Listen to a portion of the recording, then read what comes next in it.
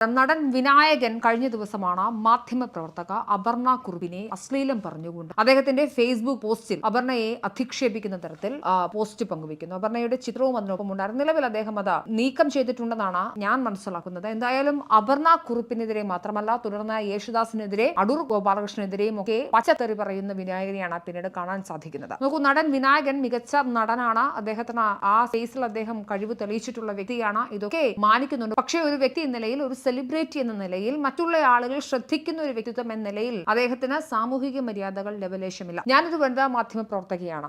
മാധ്യമ പ്രവർത്തകർക്കെതിരെ നടത്തുന്ന ആക്രോശങ്ങൾ, അധിക്ഷേപങ്ങളൊക്കെ കൈയും കെട്ടി നോക്കി നിൽക്കാൻ എന്തായാലും സാധിക്കില്ല. അപർണ കുറുപ്പ് തന്റെ നിലപാട് വ്യക്തമാക്കിക്കൊണ്ട് അപർണ അവരുടെ ഫേസ്ബുക്ക് കുറിപ്പിൽ പേമാരി വന്നിട്ട് പേടിച്ചിട്ടില്ല, പിന്നെയാണോ ചാറ്റൽ മഴ എന്നൊക്കെ പറഞ്ഞ് അപർണ നിലപാട് വ്യക്തമാക്കുന്നുണ്ട്. എന്തായാലും അപർണയോടൊപ്പമാണ് ഈ വിഷയത്തിൽ. കാരണം അപർണയുടെ ഭാഗത്ത് മാത്രമാണ് ശരി. നോക്കൂ, ഇന്ത്യയിൽ മറ്റൊരാളെ നമുക്ക് വിമർശിക്കാം, അല്ലെങ്കിൽ നമുക്ക് അയാൾ പറഞ്ഞ അഭിപ്രായത്തെ കുറിച്ച് നമ്മുടെ അഭിപ്രായം പറയാം. ഇതൊക്കെ അഭിപ്രായ പറയാനുള്ള ഇന്ത്യയിലെ മൗലിക അവകാശത്തിന്റെ പരിധിയിൽ വരുന്ന കാര്യമാണ്. അതിനോട് ആർക്കും എതിർപ്പില്ല. ഇന്ത്യൻ ഭരണഘടനയിലെ ആർട്ടിക്കിൾ 19 ഒരു വ്യക്തിക്ക് സ്വന്തം അഭിപ്രായം പറയാനുള്ള അവകാശ അധികാരങ്ങൾ നൽകുന്നുണ്ട്. പക്ഷേ അതിന്റെ അർത്ഥം നിങ്ങൾക്ക് വായിൽ തോന്നുന്നത് എന്തും വിളിച്ചു പറയാം എന്നല്ല. ഇന്ത്യൻ ഭരണഘടനയിലെ ആർട്ടിക്കിൾ 19 അഭിപ്രായ സ്വാതന്ത്ര്യം പറയുന്നത് പോലെ തന്നെ മറ്റൊരാളെ മോശമായി പറയുന്ന അല്ലെങ്കിൽ ഡിഫോമേഷൻ, വ്യക്തിഹത്യ നടത്തുന്നതിനെതിരെ കൃത്യമായ നിയമ സംവിധാനങ്ങളും ഉണ്ടാക്കിയിട്ടുണ്ട്.